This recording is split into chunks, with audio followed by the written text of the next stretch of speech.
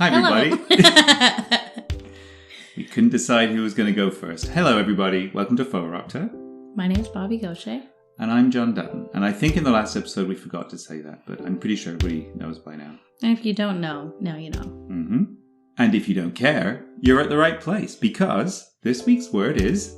Care.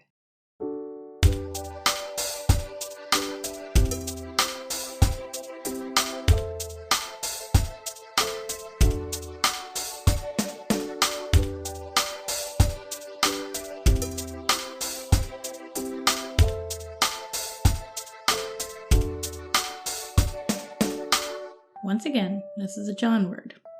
Tell me why you chose the word care. I'm not entirely sure why I originally chose it, but this week I had a conversation with two men who are in Ukraine who do a similar job to what I do, and we had set up a meeting to talk about potentially working together. And it became obvious when we were talking about things beyond work that they were very appreciative of the fact that people in other places cared, that it really meant something to them, that people take the time to talk to them, to find out about what's going on, to ask questions. And clearly there's other ways that governments are showing that they care, in the sense of they're giving aid to the war effort. Mm-hmm. But it kind of struck me that I was like, okay, we already have this word on the list, care, because I think there's other things to say about it, except this was a very concrete example of where pure caring, in the sense of, you're not doing anything, mm-hmm. you literally just care, as opposed to, I don't care, mm-hmm. right? It has a genuine real world impact on people. 100% agree. Yeah. And the reason I think that I originally put the word on our list was because I think people talk a lot. There's been a lot of, obviously, talk about healthcare. Oh, yeah. That's another goodie. Right. So there's a big difference between saying that you have healthcare. You might have a healthcare system in your country that you think works well, or you don't, mm-hmm. depending on the situation. But that's kind of the whole point is you can have a system, but if you don't feel like you're getting real care, well, then it isn't health care. Yesterday, I went to go get another COVID booster. Mm-hmm. And as soon as I walked in, it's in a 1980s style mall. Mm-hmm. I think it's not just the style. It's from the 1980s. They didn't try to make it. They're not being cool. They haven't fixed anything in the last 42 years. Right. That mall is famous in the western bit of Montreal for being just stuck in the worst. A time warp. It is a terrible place. So COVID centers have taken them all over.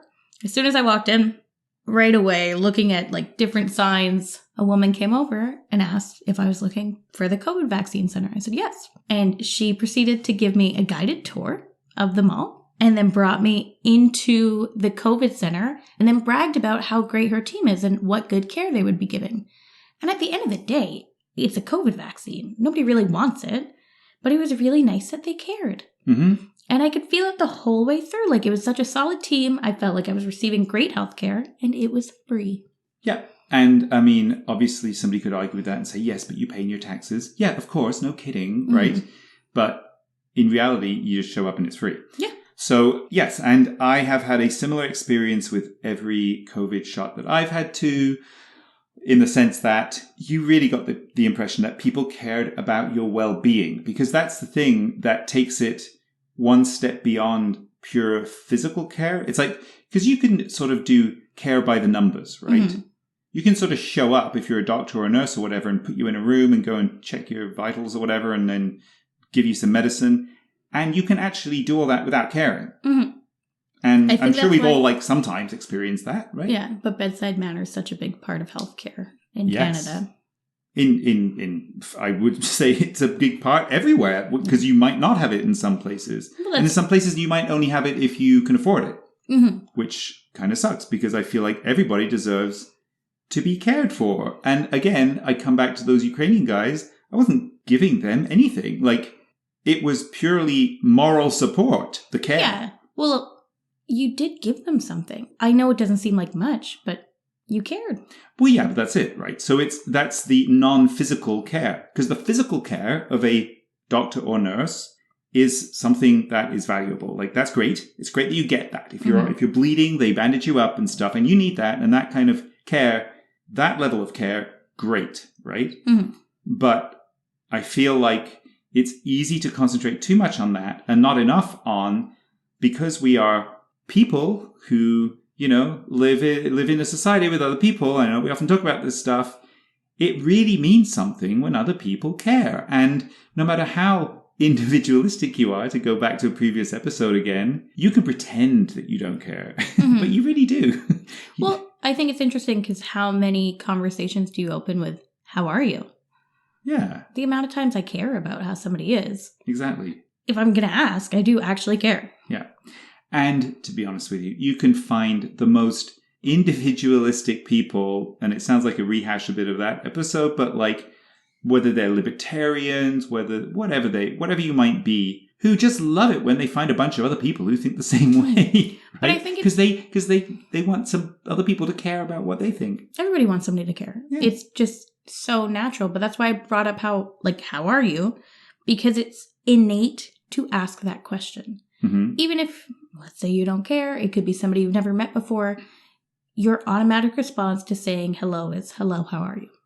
Yeah. Because there's something that you've learned pretty much since you could talk that you have to check in and see how other people are. I agree. And I don't think it's completely learned. I think you've touched upon something that's fundamental, which is it's natural. Mm-hmm.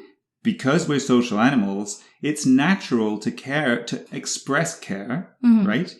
Because it just opens the door to trust in a conversation or any interaction that you might have with a stranger. Mm-hmm. Like, you're starting off from a place of like, well, I've taken the time to an effort to ask, how you doing? So therefore, I'm showing some degree of care. And it could be relatively fake, Mm-hmm. but you've still made that effort. Mm-hmm. If you're a diplomat or something, you're going to say a bunch of stuff that is diplomatic.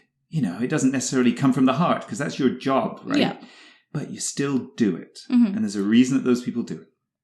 Yeah, and I don't think it is necessarily your job. Like, because at work is when you ask people most of the time, how are you? But you find yourself almost slipping up and being like, oh no, like, how are you though for real? Like, I find myself doing that pretty often where I'll double check in on someone. Because the first response is so automatic. Because it almost sounds like an automatic tick to say, ça va bien. We would say in French when we meet somebody in the workplace, how's it going? Mm-hmm. And it just becomes like an automatic. Ça va. Yeah. But even that, you know what though? You can only fake that to a certain extent. Because if the other person isn't doing well, mm-hmm. You can tell immediately. You can tell. And then it becomes up to you to double check. Like, you're like, wait a minute, but how are you? Yeah. And of course that can be annoying. Sometimes people don't want to be pressed on this, and that's fine too, right? Mm-hmm. But I bet you, deep down inside, they feel good that somebody actually cared. No, I think it's so fantastic when someone gets like, I know I've had it before, that somebody just double checks. I don't want to talk about it. I'm like, no, it's good. Mm-hmm. But it was nice to know that somebody would reach out just to make sure. Yeah, exactly. I think that's kind of what I was getting at originally, was like, the care is about connection in the sense of it shows that you're not alone. Mm-hmm. That somebody has reached out, that they have some sort of interest in your well-being. That's what that definition of care is. Yeah, and you create an automatic bridge with that person because again, so much of being alive is asking for help. Mm-hmm. And if you can't ask for help, then having somebody extend to you that they're willing to help. Yeah.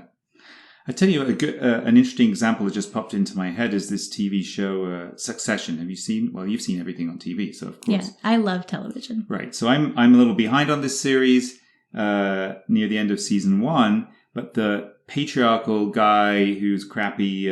Logan Roy. Right. He mistreats everybody, but he mistreats his children terribly. Mm-hmm. But then he keeps on doing these things to protect them at the same time. So he clearly does care, mm-hmm. no matter what, right? Well, I think that brings us to everybody cares in their own way, which we use as an excuse for people like that who they're pretty terrible, but then everybody does care at some point about something. Mm-hmm. If you don't, you're a robot. You're a robot or a psychopath, I guess. And even psychopaths care about their image. Yeah.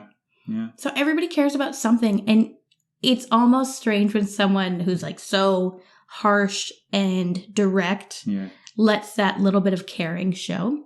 And it's interesting because you're talking about it from a business sense. Yeah. And it's probably in the last 10, 15 years that caring in business is a good thing again. Mm-hmm. Whereas it was really cool and good to be like a strong businessman who had no emotions. Yeah, and that character represents that old school businessman. Yeah. Except the thing is, even when he's being shitty, he's being angry and all this, he wouldn't even do that if he didn't care. Like, he cares about his business. He cares about his legacy, whatever the thing is, right? Mm-hmm. So no matter how shitty he's being, I mean, ultimately, you could say Putin cares about something, no matter how crappy he's being. He cares about his horses, about his bare chest and his horses, and maybe some part of him actually cares about Russia too. I'm not sure about that, but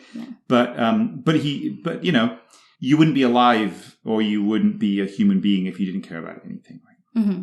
Any more to say about care? Do you care to add to this? Discussion? I don't care. You don't care. Okay, good. I say I don't care so often.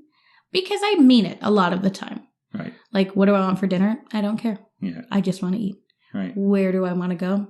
I don't care. I want to go out.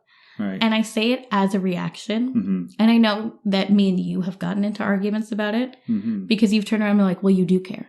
Mm-hmm. And fundamentally, I'm like, no, I don't. I don't actually care. Yeah. It's hard for me to believe, though, because I always care what I have for dinner. Like, I can't imagine it. But, like, I suppose I have to take it at face value. You don't care. But I think you're probably right. I do care. I care whether something is one way or the other. Mm. I might not really, really, really care, but I do.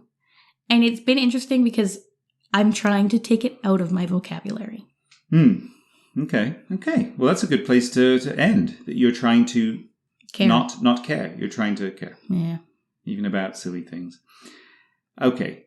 Thank you for listening, everybody. We'll see you next time. And if you would like to send in some suggestions, where do people send them, Bobbie? Let me list them off for you. You could always hit me up on Twitter at Fauxropter. You could hit us up on TikTok as well. Yes. Also, we're in the email at fauxropter@gmail.com. Uh-huh. Are we anywhere else? Not right now. You can rate and review, obviously, on whatever platform you're listening to, and that would be fantastic. And just tell us what you think. If you care. Yeah, and if you don't care... We'll see ya. Okay, bye, everybody. Bye.